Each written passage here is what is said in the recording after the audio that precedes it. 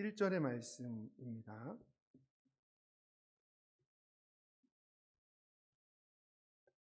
구약성경 546페이지를 찾으시기 바랍니다. 열왕기상 18장 1절의 말씀을 저와 성도님들께서 한 목소리로 합독하시겠습니다. 많은 날이 지나고 제3년에 여호와의 말씀이 엘리야에게 임하여 이르시되 너는 가서 아합에게 보이라. 내가 비를 지면에 내리리라. 아멘. 잠시 기도합니다. 은혜와 사랑이 풍성하신 아버지 하나님, 우리에게 하나님의 신원의 날을 주시고 구원의 은혜를 베풀어 주시며 오늘도 임마누엘의 하나님께서 우리와 함께 계심을 감사합니다. 우리는 둔감하여지고 마음의 눈이 어두워져서 하나님의 인도하심을 때때로 느끼지 못한 채로 마음속에 불안함으로 살아갈 때가 많이 있음을 고백합니다. 그러나 오늘 이 자리에 주님을 사모하는 마음으로 모인 주의 백성들의 마음 가운데 하나님 확신처럼 임하여 주시옵소서. 오늘 하나님 만나고 돌아가게 하셔서 한 영혼도 그냥 왔다 그냥 돌아감 없게 하여 주시며 여전히 전능하신 자의 그늘로 우리의 걸음걸음 인도하시는 주님으로 말미암아 확신의 밤이 되게 하여 주시옵소서. 예수님의 이름으로 축복하며 간절히 기도합니다. 아멘. 좌우에 인사하겠습니다. 하나님의 영광을 위해 삽시다. 하나님의 영광을 위해 삽시다. 또 인사하겠습니다. 하나님의 영광을 기뻐합시다. 하나님의 영광을 기뻐합시다. 이 세상에는 세 가지 소중한 금이 있다고 합니다. 혹시 들어본 적 있으십니까? 한번 맞춰보겠습니다. 세 가지 소중한 금. 지금, 지금. 네. 황금. 왜? 이미 다 알고 있는 얘기시죠? 네. 황금, 소금, 지금이 있다고 합니다. 어떻게 보면 되게 진부한 얘기일 수도 있겠지만, 곰곰이 생각해 보면 참 우리 마음에 잔잔한 위로를 주는 것 같습니다. 먼저 황금은 그 가치가 워낙 유명하니까 어제자로 제가 검색해 봤더니 한 돈에 37만 원이더라고요. 사놓을 걸. 농담입니다. 네, 그래서 1g에 한 10만 원쯤 됩니다. 한 돈이 3.75g이니까 참 비싼 거죠. 그래서 소중한 물건으로 유명하고, 사실 소금은 고대에는 황금보다 비쌌지만 지금은 흔하긴 합니다만 그래도 소금이 가지고 있는 가치는 대체가 불가능한 것 같습니다. 소금은 참 우리에게 유익합니다. 음식의 맛을 내게 해주고 또 여러 가지 쓰임새가 있으며 또 음식이 쉬이 부패하지 않도록 지켜주는 역할을 하며 무엇보다 예수님께서 우리더러 이 세상에 빛과 소금이라고 하신 아주 소중한 물건임은 틀림없는 것 같습니다. 그리고 마지막으로 지금이 있습니다. 제가 이제 굉장히 F라는 사람을 뭐라고 부릅니까? 눈물이 많은 사람이라 그런지 이 세 개 구절 중에서 지금 딱 들었는데 왠지 모르게 가슴이 울컥하는 겁니다. 지금이 소중하구나. 근데 우리가 그것을 잡고 잊고 살고 있구나라고 말입니다. 아주 유명한 명언이 있죠. 우리가 헛되이 보내고 있는 지금은 어제 죽어가던 이들이 그렇게도 열망하던 내일이었다라고 말입니다. 저는 목회자라서 이와 비슷한 한 가지 명언을 가슴에 품고 살고 있습니다. 영국의 아주 유명하고 위대했던 청교도 설교자인 리처드 백스터라는 목사님이 하셨던 말씀인데, 목회자들이요, 지금 유언을 남기듯이 설교해야 합니다 라고 하는 말이었습니다. 와, 정말 마음속에 박혔고 참 지키기가 어렵습니다. 정말 제가 이 순간이 마지막이라는 생각을 하며 산다면 제가 가지고 있는 모든 것을 다 던져서 설교할 텐데, 그렇게 했던 날이 얼마나 되나 하고 가슴에 손을 얹어보면 그러지 않은 날이 훨씬 많음을 하나님 앞에 부끄럽게 고백하게 됩니다. 여하간 시간이란 참 중요한 것입니다. 하나님은 우리에게 시간을 선물로 주셨습니다. 영원하신 하나님이 유한한 시간을 우리에게 주시면서 이걸 덩어리로 주신 것이 아니라 매일 매 순간으로 나누어서 선물로 주셨습니다. 그래서 우리는 매일매일을 맞기 때문에 시간의 흐름을 인지하며 살아가고 있는 것 아니겠습니까? 여러분, 우리에게 주어진 오늘이라는 시간은 당연히 은혜의 시간입니다. 우리 중 누가 내일을 장담할 수 있겠습니까? 갑자기 건물이 무너져서 우리에게 내일이 안 다가올 수도 있는 것 아니겠습니까? 이 세상의 세 가지 귀중한 금에 대한 이야기를 감명 깊게 본 한 남편이 아내에게 이것을 알려주고 싶어가지고 문자를 보냈다고 합니다. 그래서 여보, 이 세상에서 가장 소중한 금 3가지가 뭐게라고 보냈답니다.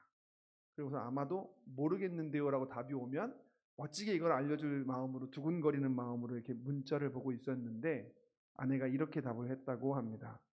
현금, 지금, 입금. 아니, 멍멍이에서 핸드폰을 보던 남편은 잠시 후에 아내에게 답장을 보냈다고 합니다. 방금, 조금, 송금. 이라고 말입니다. 뭐 하여튼 웃자고 한 얘기긴 한데 그만큼 지금이라고 하는 단어가 우리에게 얼마나 중요한지 한번 생각해 봤으면 좋겠습니다. 여러분, 하나님께서는 우리의 인생에 시간을 선물로 주셨습니다. 이게 진짜 선물입니다. 그리고 하나님은 항상 당신의 영광을 위해서 열심을 내시는 신실하시고 성실하신 분이십니다. 신실하시고 성실하신 하나님께서는 우리에게 세월을 아끼라라고 말씀하셨습니다. 게으르지 말라고도 이야기하셨습니다. 그러면서 시간을 주셨다라는 것은요, 하나님께서는 이 시간을 꽉 채워서 무언가 우리가 하기를 바라신다는 말씀입니다. 그런데 참 이상하게요, 우리의 인생을 곰곰이 보면 분명히 하나님의 의도인데 내 인생에 기다림이라고 하는 여백이 있을 때가 있습니다. 하나님은 우리더러 세월을 아끼라고 얘기해 놓으시고서 왜 우리한테 이 기다림이라고 하는 여백을 주실까요? 처음엔 잘 이해가 안 됐는데요, 하나님이 어떤 분이신지 곰곰이 생각해 보니까 우리가 위대한 진리에 접근할 수 있겠더라고요. 그것이 뭐냐면, 하나님은 절대 성실하시고 신실하신 분이십니다. 하나님은 우리에게 시간을 선물하시면서 세월을 아끼라라고 하셨습니다. 하나님은 우리를 사랑하시며 우리에게 가장 좋은 것을 주시는 분이십니다. 그러므로 오늘 우리의 기다림은 그 어떤 순간도 헛될 리가 없습니다. 그분의 계획 가운데 있는 꽉 찬 순간일 것입니다. 다만 우리의 시선이 하나님의 시선에 미치지 못해서 이 의미를 아직 모르는 것뿐일 겁니다. 오늘 이와 같은 내용이 담겨져 있는 본문을 가지고 많은 날들이 지나고 이와 같은 제목으로 함께 은혜를 나누고자 합니다. 엘리야는 하나님의 마음으로 일사각오하면서 아방 앞에 목숨 내놓고 섰었습니다.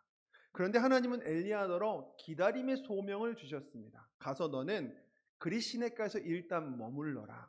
그가 기다림의 사명 가운데 있을 때 하나님은 또 그에게 연단과 기다림의 사명을 주셨습니다. 이제 너는 사르밧으로 가서 연단이란 의미의 사르밧 가운데에서 한 과부의 공궤를 통해서 기다려라. 자, 그리고 나서 오늘 본문이 임하는데요, 본문 가운데의 내용을 제가 3부분으로 나누겠습니다. 첫 번째 부분은 제3년의 여호와의 말씀이 임하여 이르시되입니다. 자, 얼마나 걸렸다고요? 3년의 여호와의 말씀이 임하였다라고 기록되어져 있습니다. 히브리서를 보면 야고보서를 보면 총 기간이 3년 6개월이니까 그가 그리시네가에 있다가 사르밧에 갔다가 하는 시간이 약 6개월 정도 소요됐다는 걸 우리가 추측하기 어렵지 않습니다. 이런 말씀을 드리는 이유는 성경 전체적으로 여러분들이 살펴보실 때 이런 내용들을 마음에다가 잘 새겨가시면서 보면 이익이 참 많이 있고 유익하기 때문에 말씀을 드려봅니다. 여하간 사르밧에서 과부의 아들을 살리고 나서 3년이라는 시간이 흘렀습니다. 3년이 주로 따지면 몇 주죠? 1년이 52주니까 156주. 네, 감사합니다. 날로 따지면요. 네, 제가 사실 산수에 되게 약해서 외워왔거든요. 1095일, 약 1100일 시간이 흘러간 겁니다. 여러분, 엘리야가 지금 어떤 상태냐면 하나님께서 엘리야에게 기도 가운데에서 그의 소명을 주신 상태, 그 하나님의 마음을 깨닫고 그의 본성과 상관없이 우리와 성정이 같은 사람인 그가 하나님, 이 백성을 사랑하시는 하나님의 마음대로 비가 내리지 않게 해 주옵소서라고 간절히 기도한 상태, 그리고 하나님이 그 기도를 응답하신 상태입니다. 이제 그의 마음이 뜨거워집니다. 근데 하나님이 기다리라고 하셨는데도 불구하고 그가 뜨거울 수 있었던 이유는 까마귀가 계속해서 그에게 놀랍게도 먹을 것을 물어다 주고, 사르밧 과부의 집에 무엇이 안 떨어지죠? 가루와 기름이 안 떨어집니다. 그리고 죽었던 과부의 아들이 살아났습니다. 여러분, 마음이 얼마나 뜨겁겠습니까? 와, 하나님, 저보고 기다리라고 하신 지난 6개월이 크게 문제되지 않습니다. 이와 같다면 지금이라도 저를 보내소서. 어떤 그런 뜨거움으로 충만해 있을 만한 충분한 상황이었다라는 말입니다. 자, 그런데 본문은 갑자기 우리가 보고 있는 비디오를 빨리 감기를 한 듯 갑자기 3년 뒤로 넘어가 있습니다. 그죠? 3년 뒤에 갑자기 하나님께서는 그를 부르십니다. 이 말이 무슨 말입니까? 지금까지 엘리야가 갔었던 길을 우리가 한번 회상해 보면 하나님은 엘리야에게 마치 구약의 다른 사람들처럼 목소리로 선명하게 계속해서 오시든지 아니면 엘리야에게 모든 그림을 다 말씀해 주시고 가라고 하신 것이 아니었습니다. 우리들과 굉장히 비슷하게 임재하셨습니다. 기도의 사람 엘리야가 하나님 말씀에 순종해서 사명을 감당하다 보면 하나님이 그에게 그 다음 스텝을 말씀해 주시는 방식이었습니다. 우리가 그것을 확인했었잖아요. 근데 3년이 지나는 동안 하나님의 말씀이 없었다는 겁니다. 여러분, 이게 엘리야에겐 무슨 의미였을까요? 한번 상상해 보시기 바랍니다. 뜨겁게 불타오르고 있었던 그에게 3년이라는 일상은 사실 우리가 해봐서 알지만, 목사님 제가 한번 해보겠습니다 하고 뜨거울 때 3년 동안 제가 아무 말씀 안 드리면 그 불이 꺼지기에 충분한 시간 아니겠습니까? 엘리야의 불을 꺼트리려고 하나님께서 3년을 기다리셨던 걸까요? 그렇지 않습니다. 한번 엘리야 입장에서 어떤 마음이었을지 생각해 봅시다. 자, 엘리야가 그때부터 어떤 역할이었었냐면 하나님이 그에게 주신 대로 나가서 복음을 전하든지 이스라엘 백성들을 돌이키든지 아합 왕과 맞서 싸우는 게 아니라 3년간 과부와 그의 아들과 함께 집에서 사는 겁니다. 그러면 무슨 역할을 했을까요? 한번 상상을 해 보십시오. 아마도 아빠가 없는 이 집에서 이들의 보호자 역할을 했을 수도 있습니다. 아니면 여러분 왜 남자아이, 아들들이 성장할 때 아빠가 없으면 생기는 여러 가지 고충들이 있는 건 아시죠? 특히 사회적으로 남자들이 해야 될 역할을 모르기 때문에 그것을 알려줘야 됩니다. 하다못해 수염 깎는 것도 아빠 없으면 못 배우는 경우가 있잖아요. 엘리야가 무슨 일을 했을지 우리가 추측해보기 어렵지 않습니다. 엘리야는 그 집안의 실질적인 가장처럼 이 과부의 아들이 앞으로 살아가야 될 세상에서 남자들이 어떻게 살아야 되는지 이런 것들도 좀 교육하고, 한참 지나가면 무슨 느낌이 들겠습니까? 내가 지금 뭐 하고 있지? 육아하는 건가? 그냥 일상이지 않습니까? 일상. 여러분, 우리의 일상은 때때로 우리의 날 서 있는 신앙을 잠식하고는 합니다. 쳇바퀴처럼 돌아가는 삶이 우리가 가지고 있는 하나님을 향한 뜨거움의 신앙의 역동성을 무뎌지게 할 때가 있습니다. 스크루테이프의 편지라고 하는 C.S. 루이스의 책에 보면 그것이 사단의 강력한 무기라고 묘사하고 있습니다. 하나님 앞에서 내가 뜨거워졌을 때 나가서 그것을 실천하지 않고 하고 있던 삶부터 먼저 해라고 하는 한마디가 우리를 무너뜨린다라고 말하고 있습니다. 그러므로 매일 익숙하고 습관적인 일상이 그에게 다가왔을 때 엘리야가 하나님의 사람으로 서 있기가 결코 쉽지 않았을 거라는 것을 우리는 추측해 볼 수 있습니다. 자, 그런데 오늘 본문을 보시기 바랍니다. 3년이 지난 후에 다시 하나님의 말씀이 엘리야에게 임했다라고 말하고 있습니다. 기록이 디테일하게 엘리야의 마음과 그동안의 상황을 설명하고 있지는 않지만 아주 분명한 한 가지는 3년 만에 찾아온 하나님의 음성을 엘리야가 선명하게 들을 만한 영적 상태였다는 것은 우리가 확인해 볼 수 있습니다. 만약 그가 하나님 말씀에 대한 갈망을 잃어버렸다면 그는 3년 만에 찾아온 하나님의 말씀을 한 번에 들을 수 없을 수도 있었습니다. 이랬던 사람이 구약에 있죠. 엘리 대제사장. 이스라엘의 마지막 사사이자 대제사장이었던 그는 그들의 종교적 지도자였기 때문에 항상 하나님 앞에서 신앙적으로 바로 서 있어야 됐고 말씀하시면 듣고 순종해서 그 일들을 했어야만 했는데, 그때에 대한 표현이 사무엘상에 뭐라고 써 있냐면 여호와의 말씀이 희귀하여서 이상이 더 이상 보이지 않던 시기라고 말하고 있습니다. 누가 있는데요? 사사이자 대제사장인 엘리가 있는데도 말입니다. 이 말은 무슨 뜻이냐면 하나님이 말씀하시지 않았다가 아니라 하나님의 말씀을 엘리가 듣지 못하게 됐다는 것을 의미합니다. 그래서 하나님은 엘리 대신 누구에게 이야기하십니까? 어린 사무엘에게 이야기하지 않으십니까? 여러분, 지금 마찬가지로 엘리야에게 하나님께서 3년 만에 말씀하실 때 만약 그가 일상에 치여서 하나님과의 관계를 잃어버린 채 살고 있었으면 아마도 그는 하나님의 말씀을 단번에 듣지 못했을 겁니다. 그런데 오늘 본문은 놀랍게도요, 3년 만에 임한 하나님의 말씀을 그가 바로 알아들었다라고 이야기를 하고 있습니다. 이것이 어떻게 가능했는지 다른 부분을 살펴보겠습니다. 두 번째 부분입니다. 많은 날들이 지나고. 오늘 본문 제목입니다. 많은 날들이 지나고. 참 의미심장한 구절입니다. 여러분, 3년이라는 시간이 지났다라고 기록되어 있는데 그 앞에 중복 구문으로 들어간 겁니다. 보십시오. 많은 날들이 지나고 제3년에. 좀 이상하죠. 제3년에라고 해도 됩니다. 근데 많은 날들이 지나고 제3년에. 여러분, 우리가 이 표현에 주의를 기울이면 정말 귀중한 교훈 한 가지를 깨달을 수 있게 됩니다. 그것은 하나님께서 우리의 인생을 통째로 주시는 것이 아니라 여러분들과 제 삶을 하나님과 함께할 영원처럼 살게 주신 것이 아니라 우리의 연약함을 아시는 하나님께서 이 때를 나눠서 날로 쪼개어서 주셨다라는 사실입니다. 여러분, 제가 질문 한번 드려볼게요. 여러분, 혹시 우리의 인생 전체를 한치의 오차도 없이 신실하게 보낼 자신 있는 분 계시면 손 한번 들어주세요. 제가 칭찬만 해드리지 않고 앞으로 그분을 모시겠습니다. 제가 이렇게까지 말할 수 있는 이유는 이 땅에 태어났던 그 누구라도 예수님 제외하고 그렇게 살아갔던 사람은 없다는 겁니다. 하나님과 동행하였더라라고 묘사되어 있거나 그가 하나님의 길로 행했다라고 묘사된 사람들조차도 흠이 있습니다. 자, 아니면 좀 제가 많이 타협해 드릴게요. 하나님 앞에 서야지라고 계획했던 대로 단 한치의 오차도 없이 한 해 동안 마음속에 다른 사람에 대한 미움도 없고 질투와 시기도 없고 하나님만 바라보면서 살 수 있는 분 계십니까? 참 어려운 이야기입니다. 조금 더 타협해 보겠습니다. 한 달만이라도 오직 하나님께 미쳐서 다른 어떤 것도 내가 마음속에 두지 않고 하나님만 바라보며 사실 수 있겠습니까? 막 정말 말 지지리도 안 듣는 막 자녀들이 막 눈앞에서 막 마음을 분탕질 치는데도 맞아, 하나님은 그래도 나를 사랑하셨으니까 내가 너를 사랑해 하고 막 이러고 있는데 그래요. 안 왔더니 막 얼굴을 발로 차고 막 한 대 맞은 다음에도 그래 내가 너를 사랑해 할 수 있으시겠습니까? 여러분, 무엇 하나도 우리가 쉽지가 않습니다. 우리는 매일 실패하고 매일 넘어지고 매일 좌절합니다. 근데 참 우리가 다행한 것은 무엇이냐면 그렇게 잠이 들면 씩씩거리면서 하나님 앞에서 기도도 안 돼서 잠이 들면 다음날 다시 태양이 떠오른다는 겁니다. 실패했던 어제, 하나님 앞에 나아가지 못했던 어제, 연약했던 어제의 나는 그대로 딛고 일어나 오늘 하나님을 바라보며 살 수 있는 기회가 우리에게 또한 주어진다는 말입니다. 이런 걸 볼 때 우리에게 이 하루는 기적이 아니겠습니까?